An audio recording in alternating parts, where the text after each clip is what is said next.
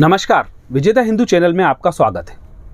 सनातन धर्म तथा भारतवर्ष हजारों लाखों सालों से है। जो कुछ दुनिया में आज हमें दिखता है और हमें लगता है कि यह सब यूरोपियनों ने, अंग्रेजों ने बनाया, उससे कई हजारों साल पहले हमारे सनातनी भारतीय यह सब चीजें बना चुके थे। इसी श्रृंखला में मैं आपको बताऊंगा कि धातु विज्ञान का भारत में प्राचीन काल से व्यवहारिक जीवन में उपयोग होता रहा है।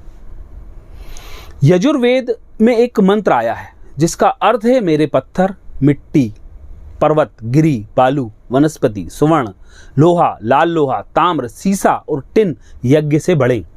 इसका यह अर्थ यह है कि यजुर्वेद के काल में यह सब धातुएं हम भारतीय सनातनियों के उपयोग में थी और हम इनका निर्माण करना जानते थे। रामायण, महाभारत, पुराणों आदि श्रुत ग्रंथों में भी सोना यानी सुवर्ण और हिरण्य, लोहा यानी श्याम, टिन यानी त्रिपु, चांदी यानी रजत, सीसा, तांबा, कांसा आदि का उल्लेख आता है। धातु विज्ञान से संबंधित व्यवसाय करने वाले कुछ लोगों के प्राचीन भारत में अलग से नाम थे। जैसे कर्मरा कच्ची धातु को गलाने वाले को कहते थे, धर्मत्र भट्टी में अग्नि तीव्र करने वाले को कहते थे, हिरण्यक स्वर्ण गलाने वाले को कहते थे, खनक खुदाई कर धातु निकालने वाले व्यक्ति को हम कहते थे।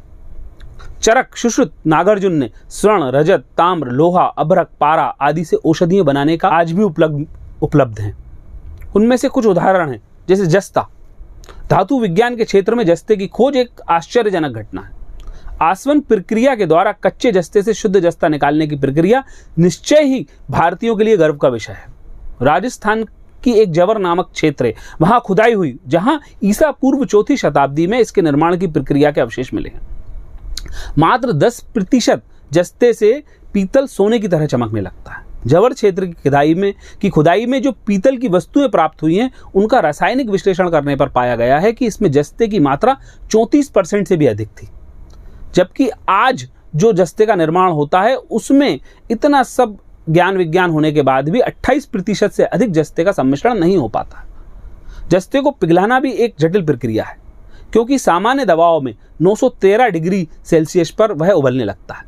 जस्ते के ऑक्साइड या कच्चे जस्ते से शुद्ध जस्ता प्राप्त करने के लिए उसे 1200 डिग्री तापमान पर रखा जाना आवश्यक है, किंतु इतने तापक्रम पर जस्ता भाप बन जाता है। अतः उस समय जस्ते को ऑक्साइड बनाने के लिए कच्चे जस्ते को भूंजते थे।